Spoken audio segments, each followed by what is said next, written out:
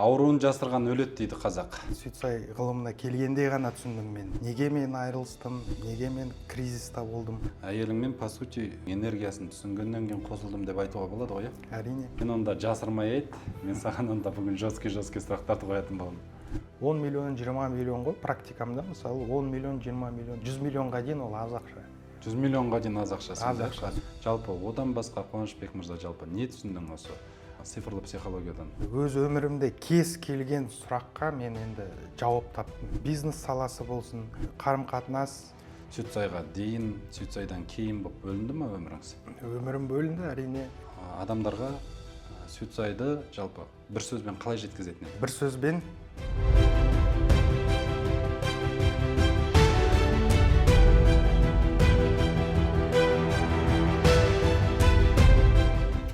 Достар, эфирде біздің ұят еместің кезекті шығарылымы ауруын жасырған өлет дейді қазақ. Бүгін максимально ашық әңгіме жасайтын боламыз. Эфирде бізде қонақта менің шәкіртім Қуанышбек мырза, қош келдіңіз. Рахмет, қош келдік. Енді бүгін сені менің шәкіртім деп емес, тұлға ретінде, адам ретінде, жалпы өмірде Қуанышбек қандай, сенің мен білмейтін және де халық білмейтін қырларыңды ашсақ деп отырмыз. Жалпы дайынсың ба? Дайынмын. Сен онда жасырмай айт, мен саған онда бүгін жесткий сұрақтарды қоятын боламын. Келістік. Қуанышбек, жалпы Сүйцайға келуіңе не түрткі болды?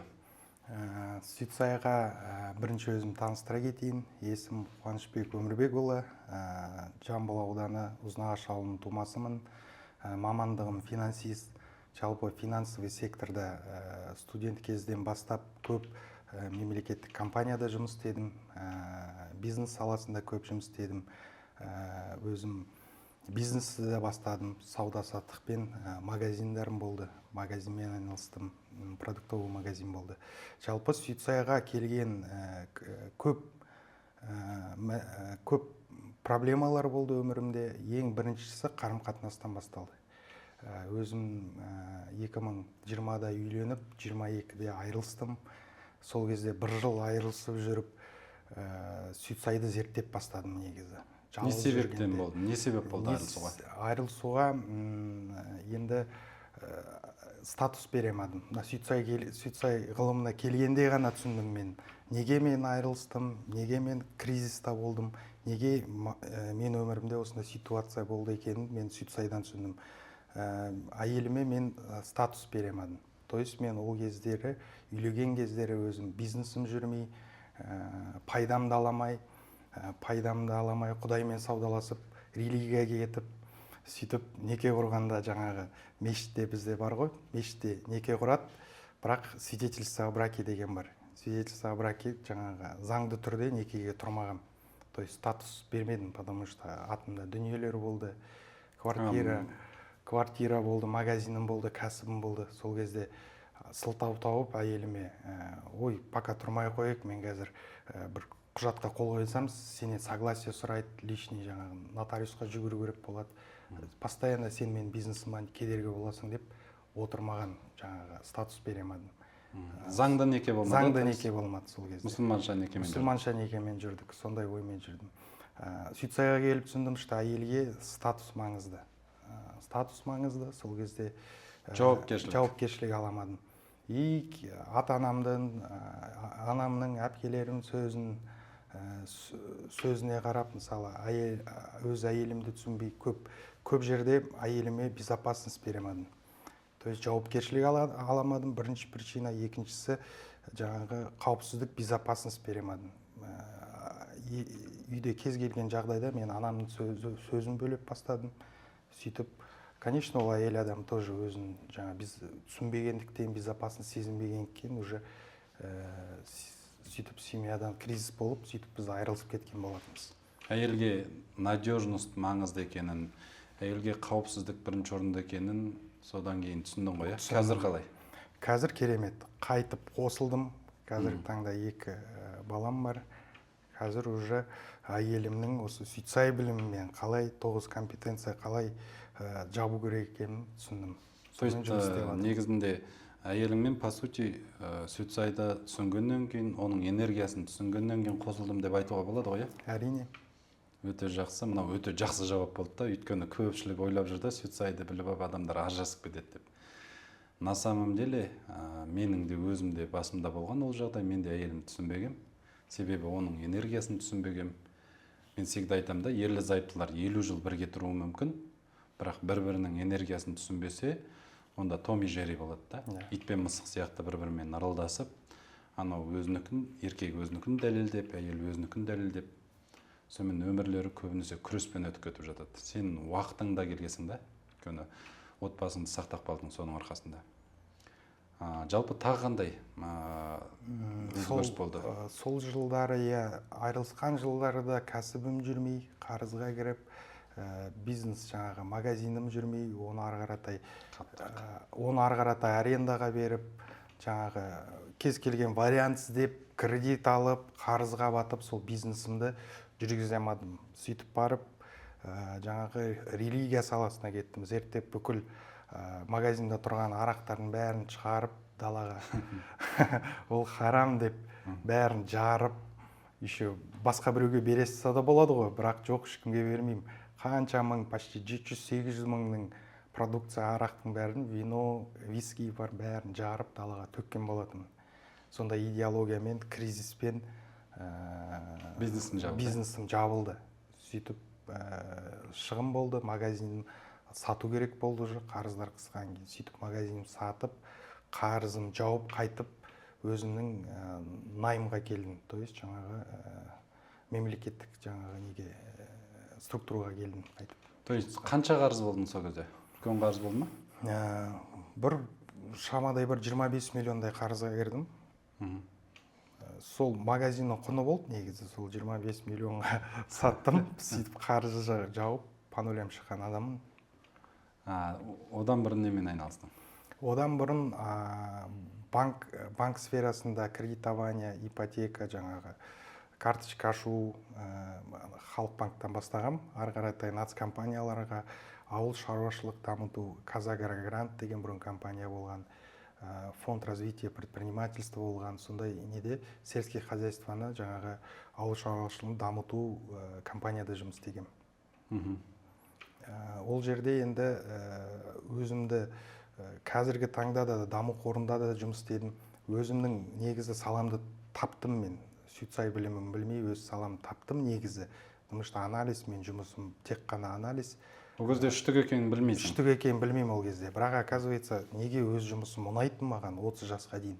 Сол оказывается, менде анализ, руководство бар. Четко жұмыс істеп тұр. Мен бизнесті талдай аламын. Кез келген жаңағы тройка полицейский дейді.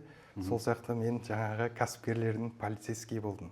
Мемлекеттен алған субсидияларды, заңсыз қолданған жаңағы ақшаларды мен анықтап өкіметке қайтаратын адам. То есть мен маманым мониторинг бизнеса.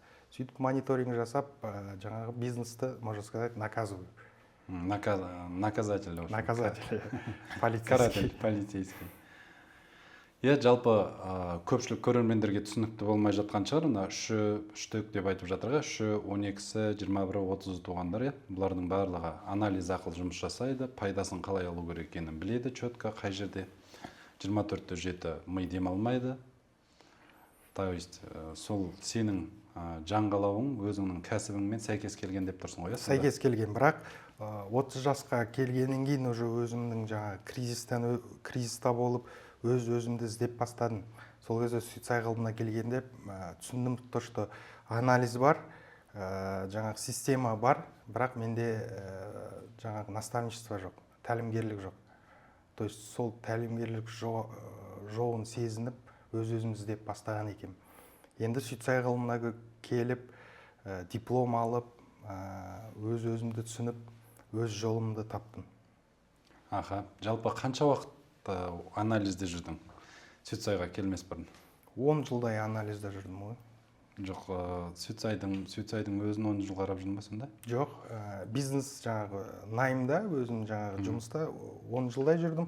Сүтсайды 30 жасқа келгенде зерттеп бастадым. Мен Сүтсайда енді религиозный убеждение болды, жаңағы харам ба бұл, харам емес па деп бөліп, бірақ ютубтан жаңағы Жанат Қожамжаровтың видеоларын қарап көп ұзақ зерттеп жүрдім мен. Дұрыс ағымға баратырмын ба, дұрыс білім алуға адасып кеткен жоқпын ба деп. Ол кісіні зерттеп, бүкіл бір жыл бойы видеоны қарап зерттеп бастадым. Сөйтіп барып уже жаңағы мектепке барып, ең бірінші сізге келдім, бірінші коучинг өттім. Оған да көп сомнение болды. Ақшамды төлеп алып, өкініп, сондай күндерде болды. Кішкене күте тұру керек еді дегендей. Ерте барып қойдым ғой деп. Бірақ 540 мыңға алатын болатын. Коучингті 5 күн офлайн өттім. Бірақ өкінішпен бардым. Бірақ коучинг біткеннен кейін мен деген үйге келіп әйеліме айтамын ғой, мен керемет білім таптым. Осы білімге менде қазір қалтамда 50 мың теңге болса, мен 50 мың теңге берер едім деп, сондай сезіммен қайттым коучингтан. Түсінікті, өте керемет. Білімнің құнын түсіндім ғой. 50 миллион деп айттың ғой сен. 50 миллион. Иә. Өте жақсы. Жалпы енді қалай көзің жетті ме? Жалпы адамдарға Suicide жалпы бір сөзбен қалай жеткізетін едің? Бір сөзбен Suicide арқылы ең бірінші адам өзінің кәсіби бағыт бағдарын табады, то есть профориентация. Профориентациясын табады, иә? Содан профориентациясын тапса, жаңағы адамда, ер адамда өмірінде екі важный шешім бар. Ол деген дұрыс жар таңдау, екіншісі өзінің саласын табу. Мен енді дұрыс әйелім таптым. Енді ізденіп өзімнің профориентациямды таптым. Жалпы осы Suicide ғылымына келдім. Мына жерде тыныш болды ма кішкене? Тыныш болды. Кеудеңде жаның тынышталды ма? Адамдар естіп бастады. Бұрын енді Suicide'ды білмей көп адамдарға сұрамаса да білім бере беретін. Жаңағы бәр жерге өзім білімді тықпалап, жоқ деп, мен білем деп. Достарым болсын, үйдегі болсын, мамамды дұрыстап, әйелімді дұрыстап жүрген адаммын ғой. Бірақ оны білім жоқ болған кейін, өзімнің саламда тұрмаған кейін, ол адамдар естімейді. То есть мен білімім керек емес оларға. Ақылың ешкімге керек емес екен. Ешкімге керек емес екен түсіндім. Жалпы бізді қарап отырған оқырмандар болатын болса, үштіктерге жалпы кез келген салада олар тәлімгерлікпен айналысу керек, үйрету керек, білім беру керек. Сол кезде олардың жан қалауы жүзеге асады. Көп адамдарына жанды ең соңғы орынға қояды. Қазір ақша тауып алайын, бизнес жасап алайын, содан кейін өзінің хоббиіммен айналысам деп ойлайды. На самом деле жұмыс ол сенің хоббиің болу керек. Яғни үштіктердің хоббиі ол үйрету. Бізде каждый үштік осы өмірге келген кезде біліммен келген. Егер сол біліміңді үйрете бастасаң, онда мына жағыңда тыныштық пайда болады, ішкі тыныштық пайда болады, сұраныс пайда болады, сұраныс бар жерде ақша да пайда болады, дұрыс қой, иә? Әрине. Ал жалпы қазіргі жұмысың жайлы не айтасың? Қазіргі жұмысым жайлы көп қиыншылықтан өттім мен осы соңғы жұмысымнан. Көп маған енді бастығымен қарым-қатынасым дұрыс болмады. Жаңағы коллективпен қарым-қатынасым дұрыс болмады. Оның бәрін түсініп, Suicide ғылымында түсінгенім, әр адамның өзінің программасы бар. То есть мен деген үштік болған кезде мен справедливость устанавливать еткім келді жұмыста. Неге бір адам менен көп 100 мың теңгеге көп айлық алады деп күресіп жүріп, бір жыл күресіп, жаңағы энергиямды төгіп жүрген адам болатын. Кейін қалай мен оны қарым-қатынасымды, коллективте жұмысымда қарым-қатынасым түзеген сайын, автоматта маған уже сол жұмысымнан уже айлығым көтеріп, ары қаратай жаңағы доходқа шыға бастадым. Должность алып, көтеріліп бастадым. Но оған қарамастан все равно уже ол жерде үйрететін адам жоқ болғандықтан, наставничество, менің стратегиям, ойлау стратегиям жүзеге аспағандықтан уже ары қаратай ол жерде уже маған үлкен жаңағы должность беріп бастады. Басқа регионға жаңағы заместитель директора болып барасың ба деген ұсыныстар болды, бірақ уже маған ол сфера уже қызық емес болып қалды Suicide бөлімге келген кейін. Потому что мен өзімнің жаңағы реализациямды таптым. Қазір енді практиковать еттің ба жалпы осы салада? әлі практиковать етіп жатырмын, өз өзімен жұмыс істеп жатырмын. Әлі енді мен жұмыстан кетіп жатқан себебімнен енді жаңағы TikTok парақша ашып, осы подкаст түсіріп, можно сказать, бүгіннен бастап өзімнің профориентацияма, өзім жан қалауыма келіп жатырмын. Бірақ оған қарамастан маған оның алдында да көп адамдар, көшеден болсын көп адамдар келіп уже на энергетическом уровне уже келіп совет сұрап, уже адамдар жақындая бастады. Жаңағы білім сұрап, айналамда достарым. Әйелің риза ма айтар? Әйелім риза. Самый главный. Айтқан жоқ па, сектаға кіріп кеттің деп? Басында енді түсінбейді ғой, басында кішкене жаңағы айтады ғой, кітапты оқымағанша пікір айтпа деп. Сол сияқты бірінші енді мен іспен көрсетем дедім әйелімге. Ең бірінші сен пока выводы не делай, подожди. Мен қазір дипломымды алып алайын, ары қаратай реализациямен келем, сол кезде түсінесің бұл қандай бөлім екенін. Енді қазір уже әйелім бүкіл подружкаларының үйдегі ата-анасын уже зерттеп, сен үштіксің, сен алтылықсың деп уже санмен сөйлейтін болдың ба? Санмен сөйлейтін болған уже. Өте жақсы. Жалпы осы цифрлы психологиядан бөлек сенің нең бар екенін білеміз, әншілігің бар екенін білеміз. Әншілігім бар. Гитарамен ән айтасың? Гитарамен ән айтқан бұрын мектеп кезінен бастап, студент кезінде көп гитарамен стадионда отырып, адамдар жинап, гитарамен ән айтатын. Сол кезде мен Сүйтсайдан түсіндім, мен Қуанышбек деген есім 5 артистизм бар. Менде артистизм заложено. Мен сценаға шықсам, сондай өлең, наушникпен өлең тыңдасам да, жаңағы өзімді Қайрат Нұртас сияқты бір сахнада көріп отырады екенмін. Сол, оказывается, есімінің энергиясы маңызды сол екен. Сондай маған энергия беріп тұрады. Жалпы, қазір айтасың ба? Қазір жоқ уже. Мынау қалай мен системаға кірдім,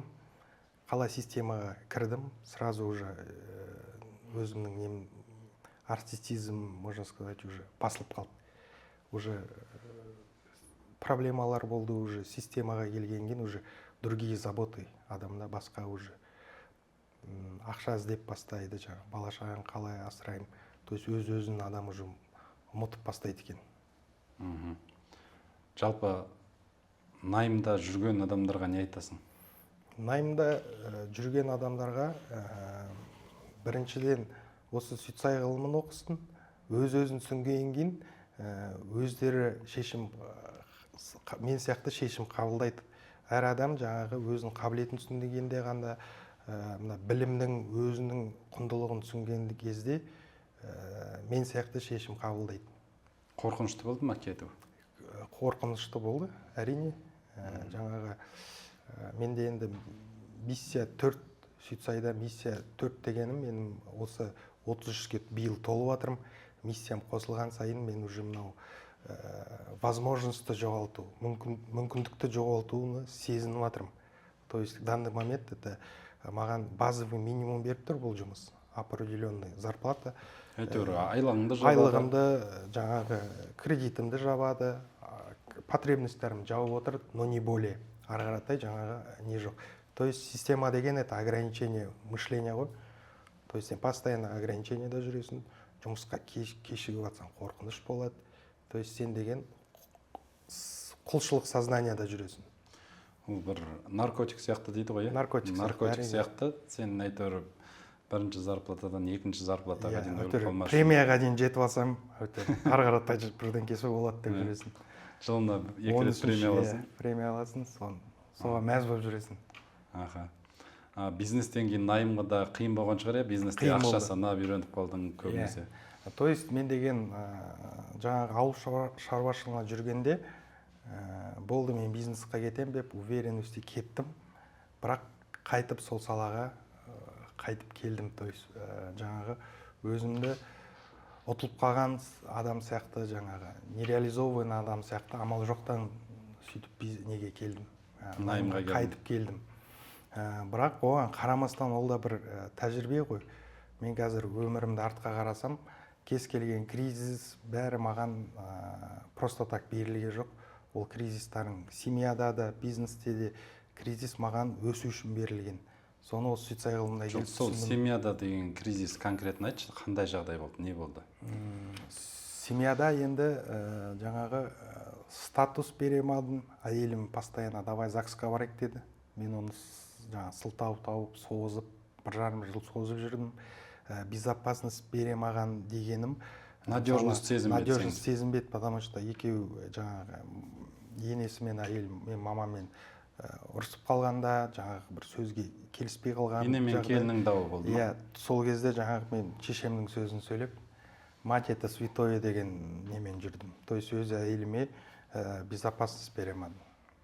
То есть оған барып жаңағындай мен сенің жағыңдамын деп айтып қоюда болмады, сен кінәлісің деп отырдың. Сен кінәлісің деп только бір ғана позицияны, маманың ғана версиясын естіп.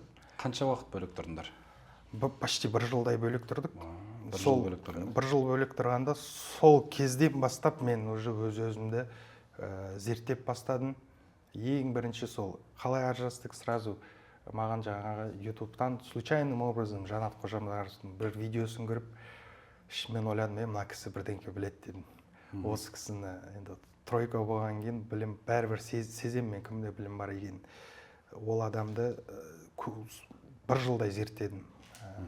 Сізге келмей тұрып 1 жыл зерттеп барып, әйеліме қосылып, содан кейін уже ары қаратай сіздің коучингіңізді алып, ары қаратай уже білім алып бастадым. Мамаңмен қандайсың қазір?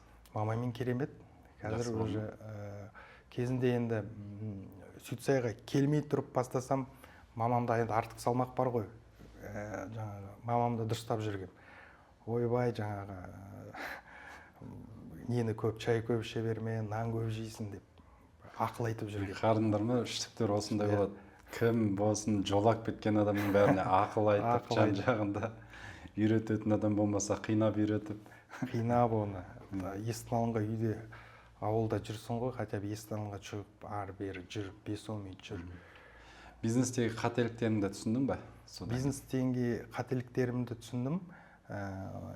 Ол қателіктен бұрын, мынау менде өзімде 3-6-9 деген линиям бар туған күнімде. Ол деген бизнестің басын, любой ситуацияның басын, ортасын, аяғын көріп тұратын қабілет бар менде. Сол кезде қазір ойлансам, оказывается, мен сол магазинді ашқанда түбі менікі емес екенін мен сол моментте сезіп отырды екенмін. Бірақ оған қарамастан, білім жоқтықтан бәрібір Құдай көмектеседі деп, Құдай қолдайды деп, сол бизнесті ашып күйреген болды. Қазақ байшылықпен істедің ғой бизнесте? По-казахски. Бизнес по-казахски. Бизнес по-казахски болды. Эмоциямен, ожиданиямен, как обычно. Жалпы сен қазір дамуда істейсің ғой, жалпы үлкен обороттағы адамдарды ұстайсың ба? Енді үштік деген адам қарамайды, ол бизнес үлкен ба, кішкентай ма. Қанша адамдар, қанша қадалады ол жақта? Даму субсидия береді ғой, мемлекет субсидия береді, миллион, миллиард, допустим, әркімнің кәсібіне байланысты. Основном қазір бизнесте қай салалар ақсап жатыр? Мысалы, ауыл шаруашылыққа жақсы беріледі, мал шаруашылығына, егін шаруашылығына жақсы беріледі деген сияқты. Именно ақсап жатқан салаларға олар субсидия береді ғой, миллиондап, миллиардтап субсидия береді. Кәсіпкер соны игеру керек. Игеру керек, дұрыс жұмысқа орнын қамтамасыз ету керек, қанша адамды обещать етті, сонша адамды. Содан кейін сол игерілген ақшаға есеп беру керек. Есеп беру керек. Өзінің жаңағындай сол игерілген ақшадан артылғанын өзі жаңағындай нәпақасын айырады, дұрыс па? Ал қаншама адам жалпы осы жақта өтірік отчет береді ғой енді, жаңа біз скрытый действие дейміз, мысалы бумагада бөлек отчет береді, өмірде жаңағы алған ақшаны өз мақсатына емес басқа мақсатқа жұмсап жібереді. Сендер соны ұстайтындысыңдар, аудиторсыңдар, получается? Мониторинг, біз мониторинг жүргіземіз. Жалпы бизнес определенный Қазақстанда дамымай қалған салаларға ғана беріледі ғой, бәріне берілмейді. Оны бизнес-план, то есть кәсіпкер басында не үшін алып атқанын ол уже заявлять етеді. Оны бізде қарастырады ғой. бизнес проект кіргізеді бірінші. Сол бизнес проект бойынша бір жылдан кейін уже ол проект бізге субсидия алғаннан кейін бізге түседі мониторингқа. Ары қаратай біз оны анықтаймыз. Ол адам мемлекеттің ақшасын дұрыс қолданып жатыр ма, өзінің жаңағы қанша 10 жұмыс орын жасаймын деді ма, обязательство алады кәсіпкер.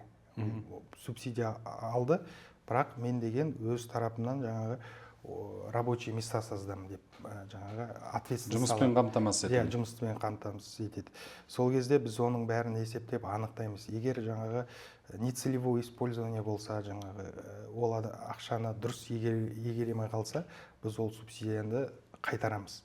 Сол кезде ол кәсіпкер жаңағы сотқа барады, бізге келеді, ары қаратай. Жоқ, үлкен крупный қанша сомаға дейін?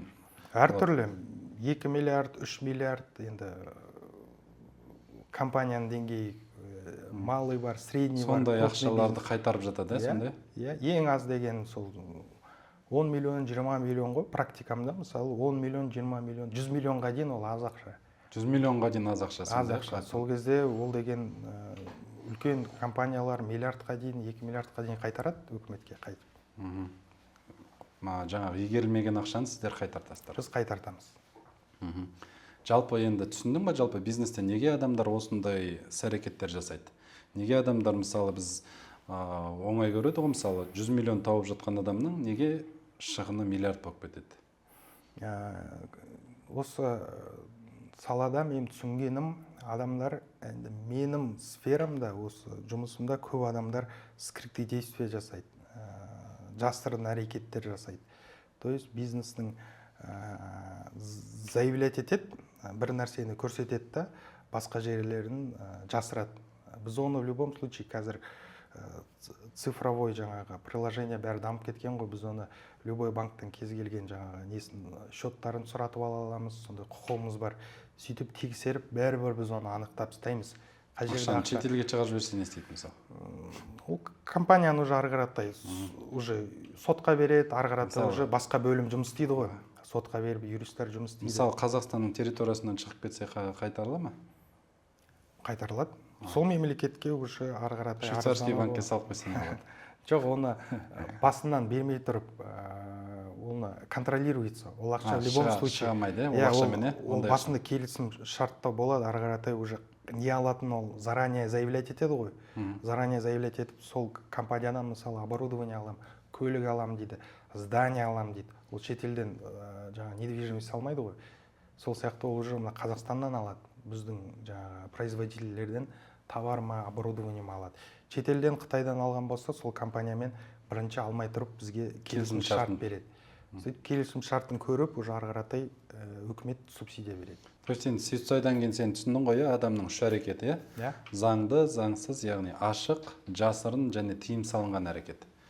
Бізде всегда айтамыз, тыйым салынған әрекет деген ол заңға қайшы, яғни қандай да бір контрабандалық жолмен немесе Қазақстанда рұқсат етілмеген тауарларды сату, мысалы есірткі сату, тағы басқа нәрселердің барлығы заңсыз жол, адам өлтіру, тағы басқа, Құдай сақтасын. Яғни кез келген заңда рұқсат етілмеген заңды белшесінен басатын іс-әрекетті жасасаңыз, сіз онда ерте ме кеш пе, бүгін ұсталмасаңыз да ертең ұсталасыз, Әрине. Мысалы кезіндегі бандиттерден ешкім қалған жоқ қой. Екінші, жасырын іс-әрекет. Яғни сенің айтып отқаның ол жасырын іс-әрекет, на самом деле жаңағыдай здание алам деп алып алады, бірақ басқа целевой жаңағыдай направление жасап жібереді, игермейді. Өзіне здание алып алады. Өзіне алып алады. Өзіне здание алып алады дейсің. Той жасайды. Әртүрлі жағдай ғой. Содан кейін сендер оны чектерімен бақылайсыңдар, Бақылаймыз. Яғни екінші жолы пайдаға баратын бұл құрметті кәсіпкерлер барлықтарыңа қатысты. Сондықтан заң ешқашан ұйықтамайды. Сен жасырын ниетпен барған кезде кәсіпке ертеме кеш пе тапқан табысыңды жоғалады. Себебі Қуанышбек сияқты жігіттер ұстап алады да қинайды, қайтартады, құстыртады жегеннің бәрін. Үшінші жол ашық жол, ол ашық интерес, ашық прайс. Сен бизнесіңді заңдастырып, сол өмір сүріп жатқан мемлекеттің заңына сәйкес жасайтын болсаң, бұл ашық жол болып саналады, налогыңды төледің. Даже жасырын жолда мынандай жолдар болады, яғни адамдар Каспийдің кассасын қойып қояды, мына жақтан бірақ ақырын подпольно өзіне перевод жасатып жатады. Ана жақта главный налогты аз төлеп жатырмын деп ойлап отырады, өзін алдап. Десе де жасырын келген ақша қалай жасырын келді, левый дейді, черный касса дейді, көптеген малый предприниматель. Базарда көп көреміз ғой. Иә. Овощныйға барсаң, овощ, фрукт алсаң, мысалы 2-3 номері дайын тұрады, мына Каспиге жіберші, мына Каспиге жіберші деп жасырын әрекеттер істейді. Бірақ адамдар білім жоқ қой, түсінбейді ғой, что ол жасырын әрекет істеді ма, бойына қорқыныш отырады. Бойына қорқыныш отырады, карма настигнет дейсің ғой. Яғни біздің іс-әрекетіміздің барлығы пространствода жазылады. Сондықтан сен қандай іс-әрекет жасайсың, соның жауабын аласың. Жасырын іс-әрекет жасасаң, әйтеуір кейде жолда кетіп баратасың да машинаң бұзылып қалады, дөңгелегің жарылып қалады, или болмаса штрафқа түсіп қаласың, или болмаса налоговый келеді саған деген сияқты. Не егесің, соны ұрасың. Не егесің, соны ұрасың. Сондықтан кәсіптің өзін жасаудың жолдары бар. Яғни ашық жол, жасырын жол. Именно цифрлы психология соны үйретеді, достар. Жалпы одан басқа Қуанышбек мырза, жалпы не түсіндің осы цифрлы психологиядан? Цифрлы психологиядан өз өмірімде кез келген сұраққа мен енді жауап таптым. Бизнес саласы болсын, қарым-қатынас, отбасымен қарым-қатынасым түзелді. Ары қарата өзімнің кәсіби бағдарым бойынша сұрақтарымды алдым. Жалпы бұл цифрлы психологияны мен осы зерттеген кезде өзімнің 2-3 жыл бұрын болған кез келген жағдайлармен салыстыра бастадым. Сол кезде мынау жылдың энергиясы қалай жұмыс істейді. Өзім, оказывается, сол программамен жүріп, әр жылдың энергиясымен сондай кризиста жүрген екем. Сөйтіп барып мен сене бастадым. Мынау ғылым точный ғылым екен. 7-ші жылда жаңағы руханиятқа келіп, намаз оқып бастадым дегендей. 6-ші жылда ажырастым мысалы. Бәрі келе жатыр. Былтыр 25-те 9-ші жыл болды менде. 9-ші жылда көп шығындар болды. Ақшамен көп кризис болды менде. Көп қарызға баттым. Денсаулық қалай? Денсаулық, жылдың энергиясы көмектесті, бірақ мен өмірімде тренировка істемеген адам, бірақ жаңағы залға барып, денсаулығымды қарап, білмеймін неге, бірақ өзімнен өзім 9-ші жылы денсаулығымен айналысып бастады екем. Оказывается, сол программамен жүріп бастады екем. 9-ші жыл жаңағы айтып кеткен магазин кәсібімнің налогы келді, 2,5 миллион. Бұрын 2022-де сатқан магазинім 3 жыл өтіп кеткен. Бірақ жаңағы 9-ші жылда налог кеп тұр. Мамамның атынан 2,5 миллионда. Мынау қайдан келді десем, оказывается, мен магазин сатқанда жаңағы білім жоқ қой. 10% коммерческий недвижимость болған кет, 10% мен налог төлеу керек екем. Ол маған 3 жылдан кейін кеп тұр. Сосын мен уже сене бастадым. Мынау не просто так 9-ші жылы мен ақшамен бүкіл өзімнің қайтардым. 2,5 миллион қайтардым. Жалпы Суицайға келіп бүкіл өмірім аржасқаныма да, қарызға кіргенімде шүкір деп жатырмын. То есть ол кризистар болмаса мен қазіргі осы деңгейге өспейтін едім. Түсінбейтін едің неден болатын. Жалпы кәсіпкерлерге керек па бұл? Әрине. Кәсіпкер болсын, жалпы адам баласына керек білім ғой. Жалпы керемет айттыңыз. Жалпы мына көбінесе цифрлы психология деген кезде адамдар дінге кеп тірек қояды. Жалпы біз қай мемлекетте өмір сүріп жатырмыз? Қазақстан зайырлы мемлекет. И біздің официально Суицай тренинг институт Астана қаласында Қонаев көшесінде 12 деген адрес, Қонаев 12 деген адреспен сол жаққа барып официально Суицай тренинг институттан білсеңіздер болады. Документтің бәрі заңда, шетелдік компания ретінде тіркелген, яғни шетелдік қосалқы білім беру ұйымы орталығы. Прикладная наука дейді. Жалпы кез келген кәсіпкер өзінің энергиясын, өзінің жылын, өзінің жалпы неден күйреп жатқанын түсінгісі келетін болса, командасына кімді алу керек екенін түсінгісі келетін болса, осы ғылымға сүйенсе болады. Дұрыс қой, Әрине. Сондықтан бүкіл документтер заңды. Бізде Қазақстанда официально жұмыс жасаймыз. Неке осындай Қуанышбек секілді өте көп маған кәсіпкерлер келеді, күйреп әбден қарызға кіріп, банкрот болып, ажырасып, жаңағындай отбасын жоғалта жаздаған кезде бірақ түсініп жатады, неден болып жатқан. На самом деле мұның бәрін алдын алуға болады. Сен өзіңнің энергияң қалай жұмыс жасайтынын түсінген кезде, өзіңнің қай жылда тұрғаныңды түсінген кезде, өзіңнің жаңағындай плюс минусыңды түсінген кезде, сол кезде мұның бәрін алдын алуға болады білім арқылы, дұрыс па? Дұрыс. Жалпы тағы не айтар едіңіз, тағы не қосар едіңіз, қандай тағы да өзгеріс болды? Сүтсайға дейін, Сүтсайдан кейін болып бөлінді ма өміріңіз? Өмірім бөлінді, әрине.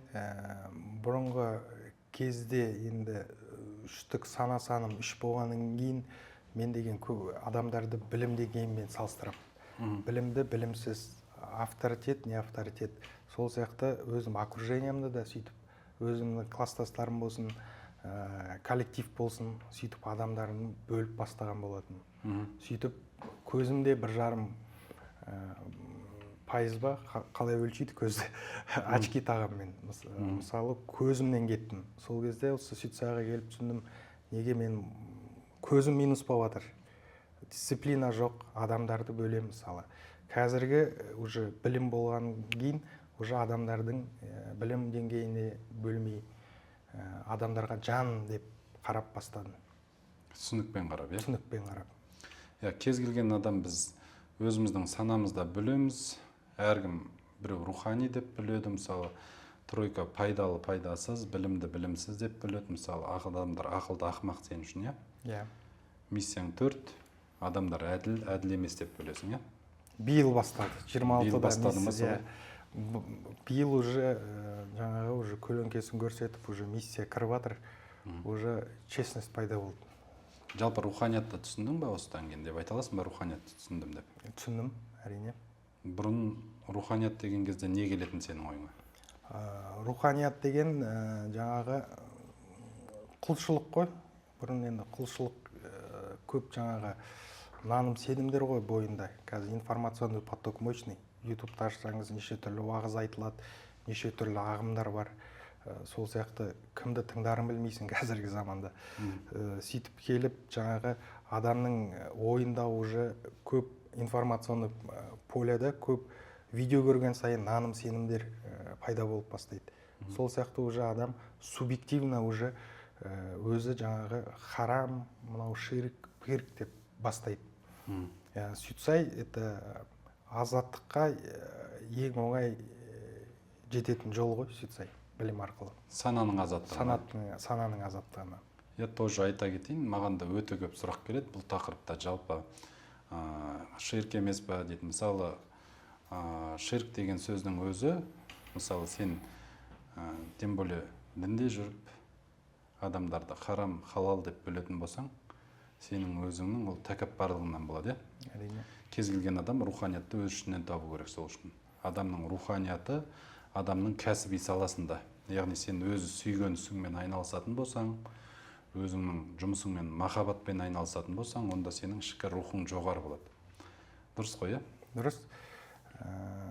Жаңағы руханият дегеніміз еще былай білінеді да, енді біз деген өзіміз субъективімізді басқаларды айыптаймыз ғой. Мысалы, сақалды өсіріп аламыз, киініп аламыз. То есть біз қазіргі заманда бәрі правильный болғысы келеді. Бәрі елдің көзінше правильный өзін, правильный болып киініп, киімінен де адамды білесін, сөйтіп көрсеткісі келеді да. Бірақ это неестественно.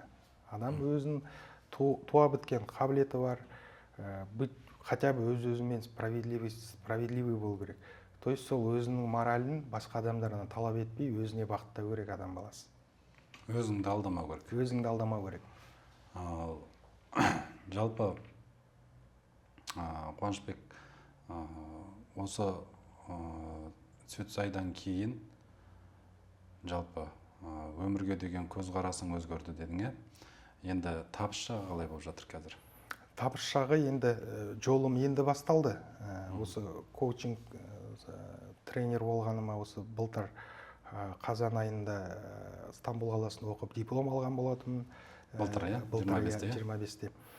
Сөйтіп барып, енді қазір бірінші жыл кіріп жатыр. Бірінші жыл дегеніміз начало всего нового дейміз. Жаңа энергия, жылдың энергия келген сайын мен өзім откладывал.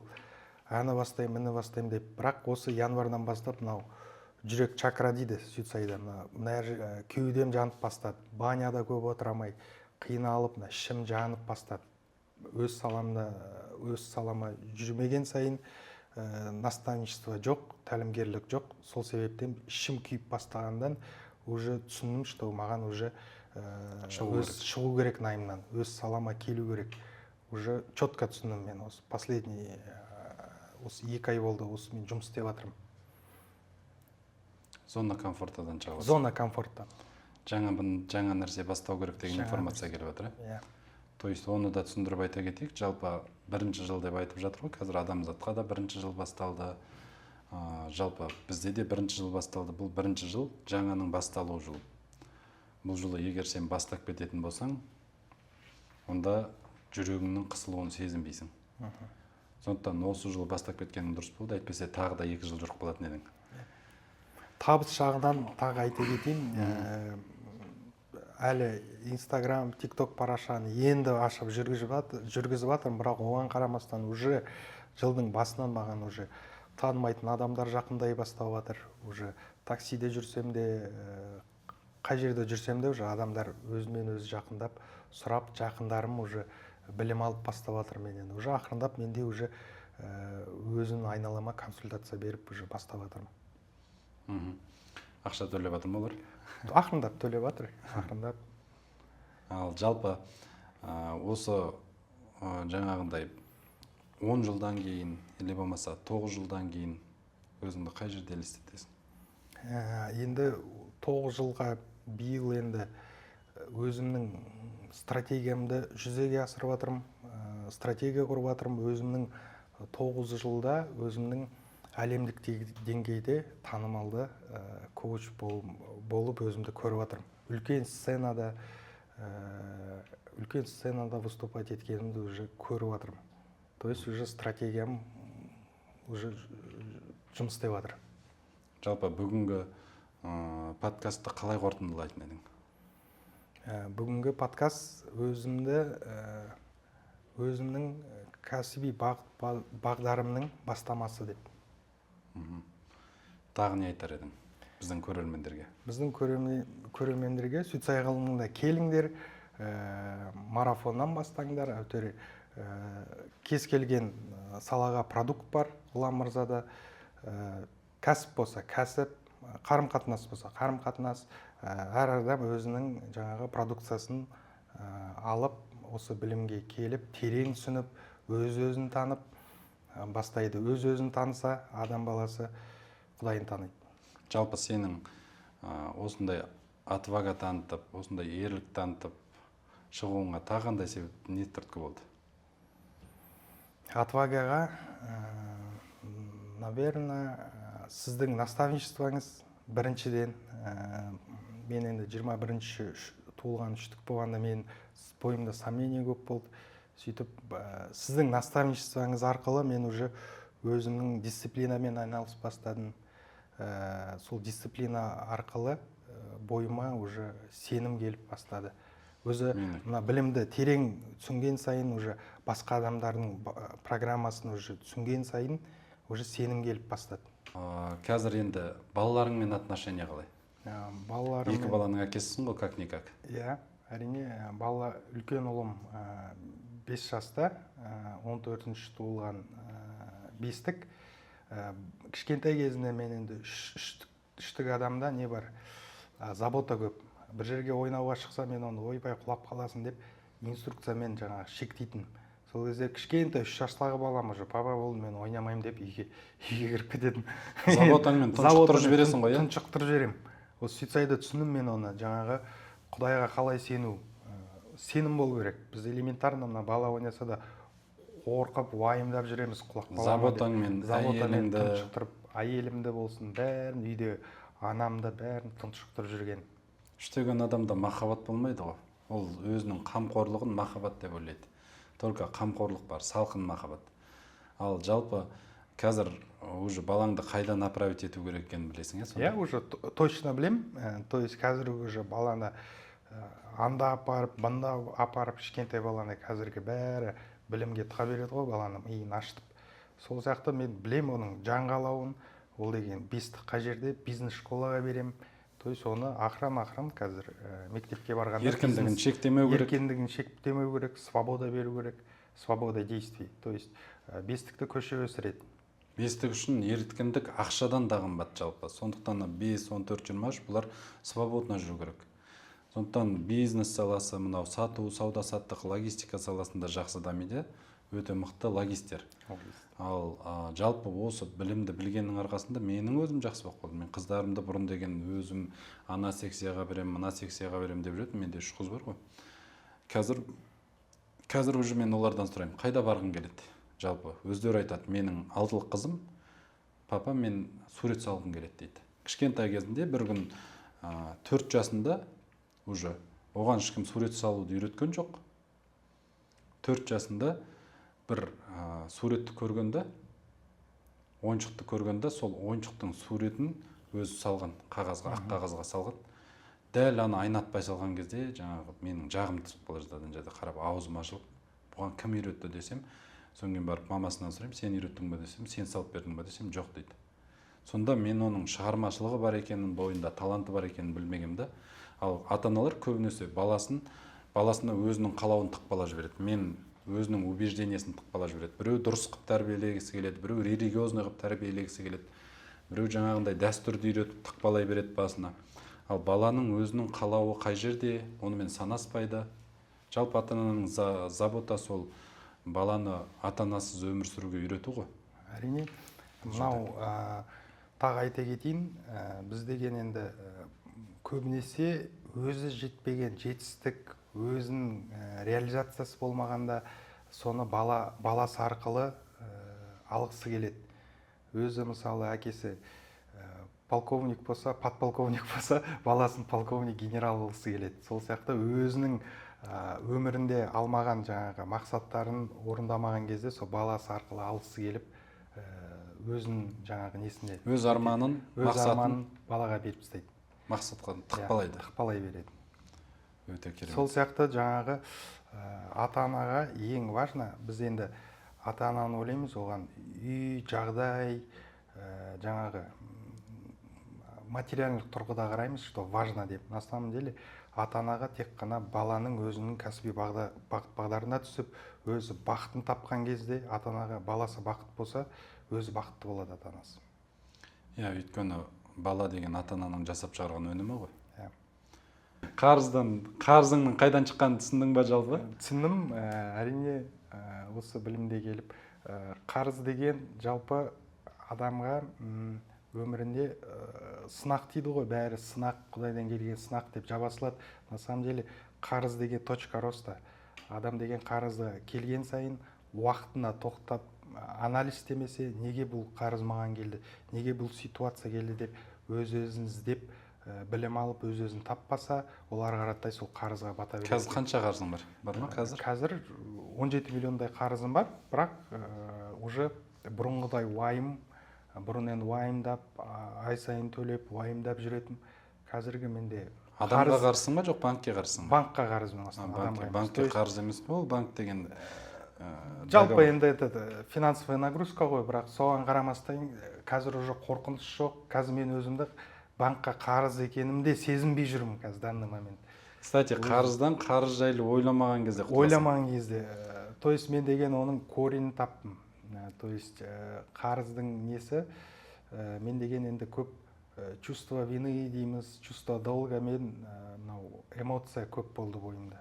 Қабілетсіздік қой қарыз деген. Қабілетсіздік. То есть мен деген жаңағы шешеме обязанмын, әпкелеріме обязанмын деп сондай чувствомен қарызға кіріп кеткен адаммын.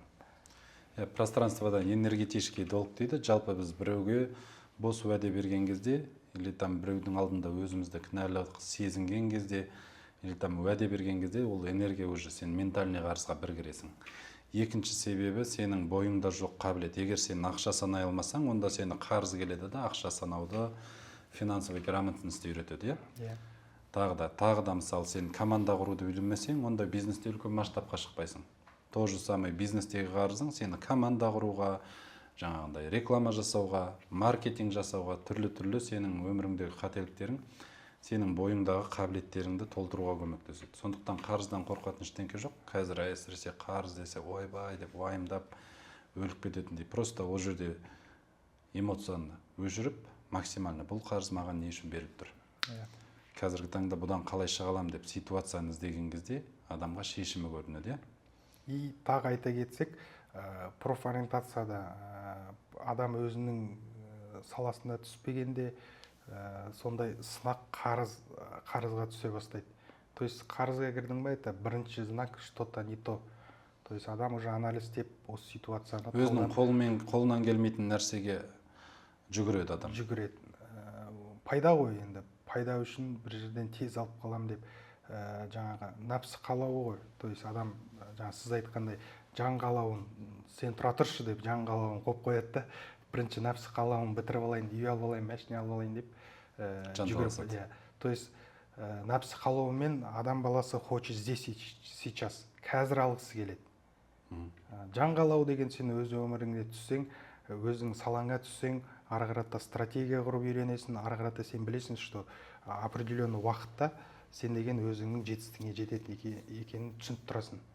Мысалы, сен өзіңнің сүйген ісіңмен айналысып жатқан кезде, сол сәтте адам баласында өзінің энергетикасы, жалпы потенциалы жоғары болады. Өйткені көрініп тұрады, сен білім беріп жатсың ба, махаббатпен беріп жатсың ба, жоқ. Әшейін әйтеуір бас пайдаңды алу үшін беріп жатсың ба, или сен кәсіп жасаған кезде, или сен қолыңнан бір ағаш мастерсің дейік. Сенің қолыңнан шыққан қолөнер туындың, сенің махаббатыңды салатын болсаң, онда ол нәрсені адамдар сатып алғысы келеді. Ынтыға сатып алуға. Себебі сен оған бүкіл мастерствоңды, жаныңды саласың да. Сол секілді адамдардың өзінің кәсіби бағыт бағдары бар. Егер сенде бір істе қайта пайда болмай, қайта жаңағындай басыңды тасқа соғып жүрсең, соға берудің қажеті жоқ. Бұл шынымен маған керек па? Шынымен бұны мен жасағым келе ма, жаным қалай ма деп тоқтап ойлансаң жеткілікті да. Сондықтан, достар, бізде бүкіл сұраққа жауап бар. Не только қарыз, қайдан шығады, қандай салада кәсіп жасау керек, қандай салада өзіңнің бойыңда қандай қабілетің бар. Қуанышбек өзін тауып алды соның арқасында. 30 жасында іздене бастадым дейтін. Жалпы көп адамдар өзі 25 пен 30-ның жасының арасында ізденіске түседі. Оған дейін жалпы адам баласы 7 жасқа дейін анасының аурасында өмір сүреді. 14 жасқа дейін әкесі мен анасының аурасында өмір сүреді. Әкенің сөзіне қарайды, әкенің ісіне қарайды, ананың сөзіне қарайды. 22 жаста омыртқа піседі дейміз біз. 24 жасқа дейін, 30 жасқа дейін адам өз үшін өмір сүреді. 30 жастан кейін адамдардың көбі сұрақ қоя бастайды, жаңағы не үшін келдім өмірге, не істеп жүрмін деп. Сенде де сол сұрақ болды ғой сонда, иә? Иә, болды. Енді 30 жасқа дейін өмірім керемет болды. Жаңағы бүйтіп жүрдім. Жалпы 30-дан кейін уже миссия деген бар, іс-әрекетім уже өзгеріп, көлеңкесін көрсетіп бастады. Сол кезде уже күйреп, жаңағы жан қалауымды іздеп бастадым. 33 жасқа, иә. И 30-дан кейін басталды негізі кризис. И жалпы қазір айналамда достарымды, айналамды қарасам, жаңағы 92, 93, 94-тер уже көбісі бәрі күйреп жүр айналамда. Сөйтіп өз-өзін іздеп жүр қазір. 30 жаста себебі миссия қосылады бізде. Миссия деген біздің іс-әрекетіміз, қай салада біз факультетіміз, иә? Санасанымыз біздің институтымыз болса, миссия біздің факультетіміз. Сенің істегенсің факультетіңе сәйкес келе ме? Әрекетің. Миссия служение. Қай салада служение жасайсың? Мысалы, сен білім беру саласында қызмет ету керек екенін түсіндің, иә? Себебі білім берсең, ары қарай өзіңнің пайдаңды аласың. То же самое бізде 9 миссия бар. 9 миссия өзінің саласына түссе, сол салада спрос туады. Сондықтан көбінесе 30 жаста кризисте жүрсең, онда қатты қайғырып қажет емес. 30 жас деген ол бір приговор емес.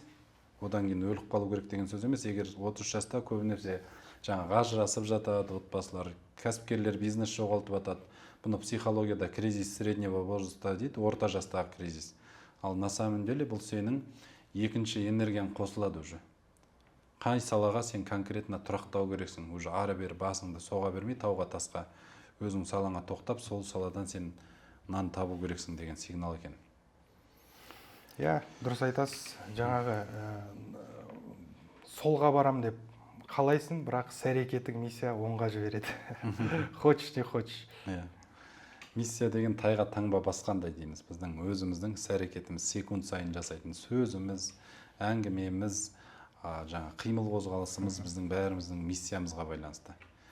сол миссияны түсініп алса, адам баласы өзінің істеген ісін беске істейтін болады. Махаббатпен істейтін болады. Иә, осы неде сезініп жатырмын мен миссиямды. Адамға білім бергенде мен бүкіл жаңағы бала шағама дейін Қанатың шығып бүкіл кетеді. қанатым шығып кетеді. Бүкіл проблемам болып кетіп, чисто махаббатпен сол Рухтанып адамда кетесің. рухтанып кетем, арғам қозып, анаған бүкіл білімімді беріп, үштік деген адам анализ ғой.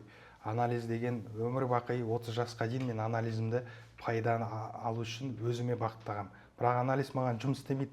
Қай жерде мен расчет жасасам да, басқа кәсіптер расчет жасап бере алам, бірақ өзімді өміріме келгенде расчет жасағанда пайдамды аламаймын. Анализ маған ақша бермейді. Басқа адамды анализ жасағанда, уже басқа адамның өмірін дұрыстап, жаңағы оған инструкция беріп, денсаулығы болсын, қарым-қатынас жағы болсын, бизнес жағы болсын, анализ беріп, оған четкий анализ бергенде менің стратегиям жүзеге аса бастайды. Керемет. Мінекей, біздің қабілетіміз ол біз үшін берілмеген. Біздің қабілетіміз басқа адамдар үшін берілген. Тағы да сол айтарымыз, айтпаса сөздің атасы өледі, ауруын жаздырған өледі. Бүгін ұят емес біздің сұхбатымызда Қуанышбек мырза, болашақ Сюцай шебері, уже Сюцай шебері, қазір кәсіби бизнес коуч, дипломированный бизнес коуч. Сенің жалпы осы білімге деген қадамың құтты болсын. Рахмет. Бүгінгі сұхбат үшін рахмет.